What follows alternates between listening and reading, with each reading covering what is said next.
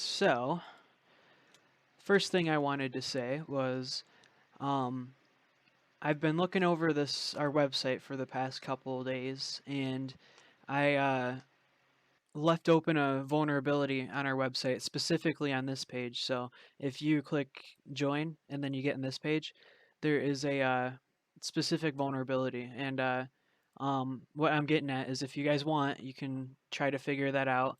The only thing you can't do is you cannot DDoS or brute force it or anything. And I only say that because I have something on my website that basically blocks you after a certain amount of hits. And I'm not gonna unblock you every time you get blocked. So, I mean, you can if you want, but you're just gonna get blocked and never be able to get on the website again. So, yeah. If you guys ever figure anything out about that, email me and I don't know, I'll give you a pat on the back or something. um, so yeah. So I guess we'll get into the main thing today. So I wanted to touch on something that was kind of big in the competition last year. It's called DNS poisoning. So for if you guys don't know what DNS is, it's similar to like a phone number in a phone book, right? So it basically allows a computer to see a name of a website and convert it into an IP address. So for example, if I go to facebook.com, my computer doesn't actually know what facebook.com is. It has to figure that out. So it's asking around, and then eventually a DNS server will be like, okay, this is the IP address for facebook.com. And then on Windows machines, after they figure out the IP address, they'll store it and uh, remember it for later. So next time it's not only faster, but it's also more secure. Because if a DNS server gets hacked, the hacker can put his own IP address in there instead of the Facebook server IP address, and then make a fake login account and then get a bunch of passwords. So it's a little bit more secure. But the problem is that all we have to do as a hacker now is we have to just go into the Windows machine and poison the DNS that way. So we're gonna be doing that. So I guess before we start, do not do this without permission from the person you're doing it to, because you will go to jail. um, so yeah, can you guys see? Hold on. You guys are able to see this right now? The command prompt. Yeah, I can see it. Okay, sweet. So this is the victim here. Let me do this. Right. So this is the victim computer right here, right? This is the so like let's say the situation is one of my coworkers' computers they left open, right? And it's vulnerable basically. So first thing we want to do is obviously open command prompt as administrator, and then what we can do is edit something called the host file or hosts with an S. Um, and then we type. Actually, first of all you want to get the IP address of the attacker machine. So 28.170. So we take our victim machine and we type echo 192.168.28.170 and then space, and then let's say I don't know, Facebook, or let's do FB reset 123, I don't know, .com, right?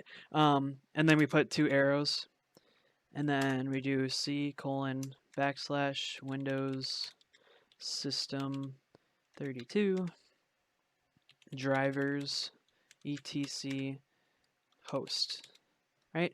And then I'm gonna just copy that so you guys can see. So basically, what we're doing is we're putting text in this file that says at this IP address, this is what Facebook reset 123 is, right? Um, so you press enter. There we go. Now, if we go here, there.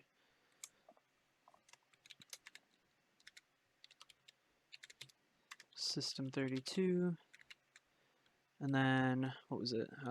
Drivers, TC, and then hosts, right? And then we want to open with Notepad, I guess.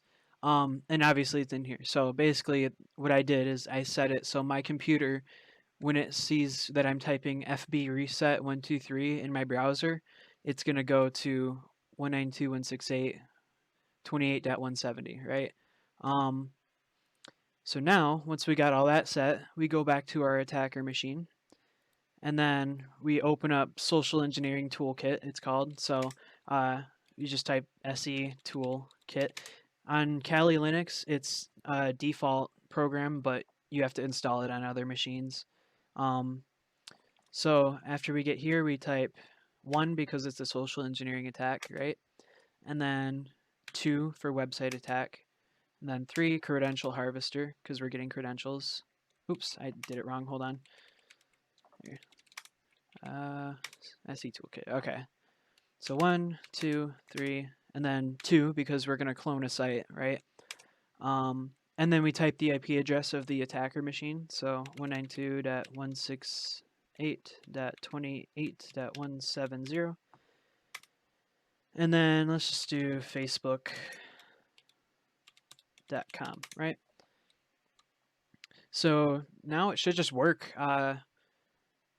One good thing that browsers do in this situation, and if you notice, I didn't type facebook.com for my uh, domain name specifically because this is a well-known vulnerability, and browsers actually have their own code written in to check for that stuff. So even if I have something that says this is the IP address for Facebook, it's going to override it, which is good, but sometimes, browsers can't get all of those websites, right? Like for example, Davenport's website, I doubt Firefox has some code written in for that. You know what I mean? So, um, here, let's type the domain. So yeah, usually you want to get creative when it comes to this stuff. So like, like you'd write something like password reset Facebook, something like that, right? So let's see if this worked. Yep.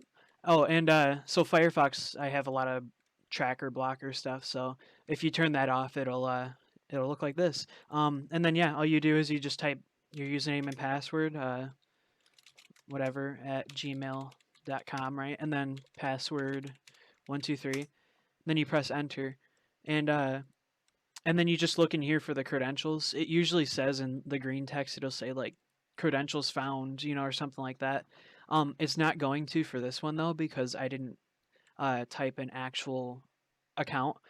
So what Social Engineering Toolkit does is they actually check to see if the account actually exists. Like they'll log into it to see if it exists, and if it doesn't, then it's just not going to come back because what's the point of giving data that isn't true, right? So, but if you did actually log in with a real account, it would show it in here. So, yeah. So yeah, that's social engineering toolkit. Uh, sorry for those of you that came in late. I'll explain it real quick again. So we did something called a DNS poison attack, right? So this is the victim's machine right here, and all we did is we typed an IP address and then a domain name, and what we can do with that is we can say, instead of facebook.com being this IP address, we can make it our IP address. So when the computer connects to, or when the computer types facebook.com, it'll actually go to our machine. And then what we can do is we can make a fake website basically to steal credentials. Um, so yeah, here, let's bring it up. So this is social engineering toolkit. It actually has a couple different types of ways of doing this. And honestly, you don't even need social engineering toolkit to do this. You could literally just write your own code, but the problem with that is it has to look exactly like, like for example, if you're hacking somebody's Facebook account, it has to look exactly like facebook.com, right? So that's why social engineering toolkit is so useful, is because it just does it for you, you know? Um, so yeah, that's it for DNS poisoning. Anybody have any questions or anything?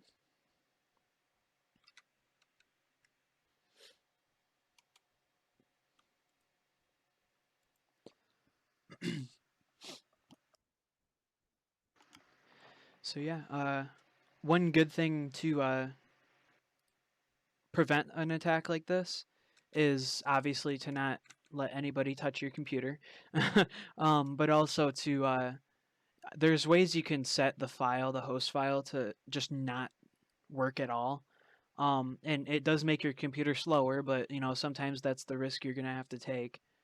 Uh, so yeah, you can set file permissions so it just doesn't work at all. You can obviously not let anybody touch your computer. Uh, I know there is some antivirus software that actually always editing the file, and when something is always editing the file, nothing else can manipulate it. So that's a good way to, like, stop malware from trying to poison DNS. So yeah, I guess that's it for this one then. That was kind of quick. Nobody any questions or anything? Um, I had a question. Can you set the file to read only with the help? Yeah, I think so. What was it again? You said? Like Oh, the read only. DNS You said? file, Oh, can so you set the DNS like log or wait drivers stuff? Can you set it to read only file so yeah, that nobody, even if they get um, your machine, they cannot write or change the IPN stuff? exactly. Yeah. That's actually, yeah, that's a good way of doing it. You can set it to read only. I don't know how to do that though. I think it must it's you because you gotta do it as admin. And I don't know off the top of my head what command to type or whatever, but yeah, if you set it to read only, then nothing can edit it, right? So that's a really good way to stop that. So yeah, that's a good one. So yeah, I guess that's it for this one.